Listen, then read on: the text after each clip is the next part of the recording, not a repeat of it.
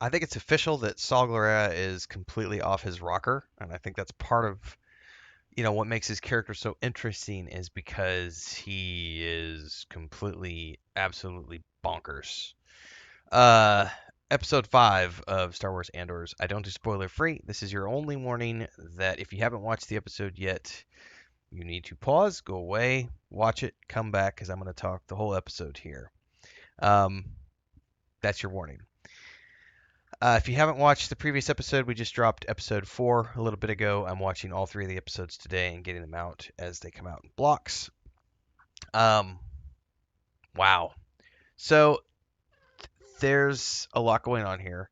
I think at the forefront of this is we find out that, well, I guess it's just we didn't find out. We get confirmation that Cyril is, in fact, not only is he working with Dedra behind the scenes, her boss knows. So he actually flies back to Coruscant to report in.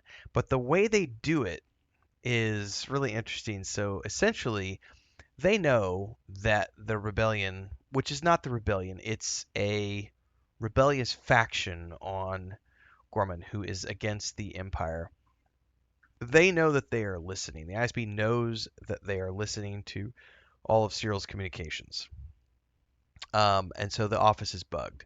So while they're all at work, all of a sudden the ISB shows up and scans his office and with all the employees as a sort of ruse of like we caught a bug and now everyone has to go under ISB questioning, um, which puts a pause on the information leak to this to the homegrown rebellion front here on the planet of Gorman and gives him a chance to go back to Coruscant to report in person.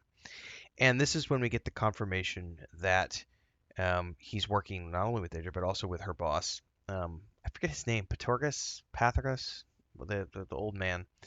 Um, and it's essentially, everything's been planned. Not only that, but they've basically not faked, they've doctored Cyril's background, which is now in the hands of these homegrown rebels. And they think that they're manipulating Cyril, when in reality it's Cyril and the ISB that are manipulating them. But it goes beyond that because Cyril, I guarantee you, Dedra has not told him the truth of everything, and her boss certainly isn't going to tell him the truth of everything. So I feel like even though he's in a relationship with Dedra, he's also being used. She's using him even if she's in a relationship with him. And their relationship is really weird because when he gets back to Coruscant, you know, they have like an hour and that's all they get together. And she's just like, turn off the lights. So they're gonna go have their little moment. But it's just this weird thing. But it's funny because when he's meeting her boss and he tells him, "Very good work, Cyril," and he looks at dinner. He's like, would it spoil everything if I told you that this was the greatest day of my life?" And she replies to him that it's good to see you happy. Um, so I was interested because I thought he was going to be on the planet when Cassian shows up. So Cassian goes in disguise as this um, designer who's going there to inspect the cloth and the clothing and everything else as a rite of passage.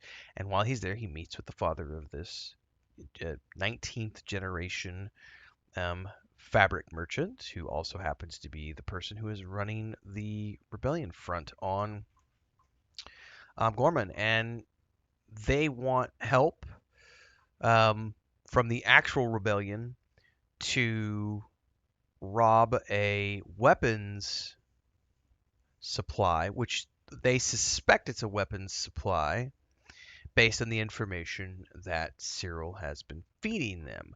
Now, Cyril back at the ISB has told his boss, we need to make sure that the information we're feeding them is accurate. And this is where Dedra steps in and says, and we need to make sure they win. We have to give them the illusion of victory. We have to make and her boss is like, don't worry, I'll keep it under control. We'll make sure that everything works out.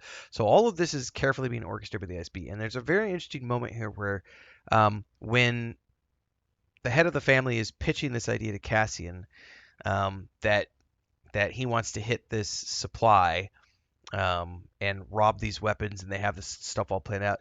Uh, Cassian is like, "Are you sure you aren't being manipulated? Like this is what the ISB does. They are extremely good at feeding information." So he's suspicious as hell about everything that's going on, but they still want to move ahead with it.